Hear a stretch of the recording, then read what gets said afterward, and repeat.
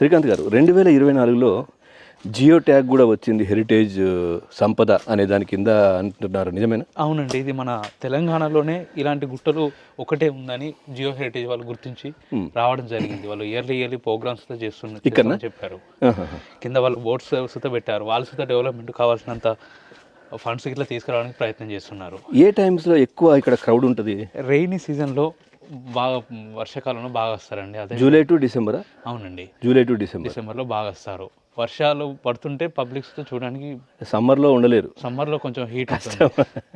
ఇవన్నీ రాక్, అదే మన ఈ దీనికి సున్నపు రాతి కాబట్టి కొంచెం హీట్ కూడా ఎక్కువ ఉంటుంది. అవునండి, ఇవి ఇసుకతో నిలబడే కాబట్టి ఆ హీట్ మనకు హీట్ ఉంటుంది. పబ్లిక్ బాగానే వస్తారు ఎప్పటికీ వస్తున్నట్టు. ఈ సీజన్ లో మాత్రం ఇంకా చాలా వస్తున్నట్టు ఈ కొండలు అనేది. సో ఇక్కడ దీనికి ఏమైనా రిస్ట్రిక్షన్స్ ఉన్నాయా? ఇవి చేయాలి, ఇవి చేయొద్దు, ఇక్కడ ఇట్లా చేయాలి, ఇట్లా ఉండాలి, ఇట్లా ఉండొద్దు అనేది కొన్ని కార్యక్రమాలు కూడా ఇక్కడ మనం చూసాం. కొన్ని బాటిల్స్ పడేయడం ఇట్లాంటివన్నీ చేయకుండా ఏమైనా స్ట్రిక్ట్గా ఏదైనా ఉండాలి కదా.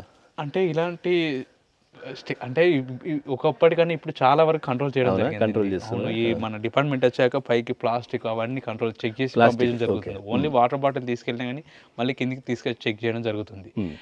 మనకు ఇంకా ముందుకు వెళ్ళడానికి మన సార్ వాళ్ళు చాలా వరకు అభివృద్ధి చేయడానికి మొన్ననే రీసెంట్గా వచ్చి వెళ్ళడం జరిగింది. ఇప్పుడు ఈ కొండలు వచ్చేసి ఇదంతా కూడా 3.5 ఎకరాలు ఉంది. అవును, ఇంకా ఎంత విస్తరించి ఉంది, ఎంత లోతు ఎంత ఉంటుంది దీని అంటే ఇది అండర్ గ్రౌండ్ లో చాలా లోతు వరకు కింద బోర్లు వేసినా గానీ బండ అనేది ఉంటుందండి. ఇది ఇక్కడ నుంచి జాకారం గుట్ట విలేజ్ వరకు సుతా ఈ గుట్టలు అనేది స్ప్రెడ్ అయ్యి ఉన్నాయండి.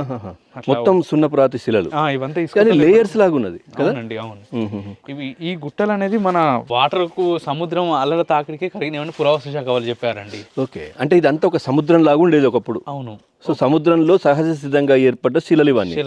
సో ఇవి ఇప్పుడు లేయర్స్ లాగా ఫామ్ అయిపోయి ఇట్లా ఉన్నాయి. సో దీంట్లో పాండవులు ఒక 1 year వరకు ఉన్నారు అనేది చరిత్ర.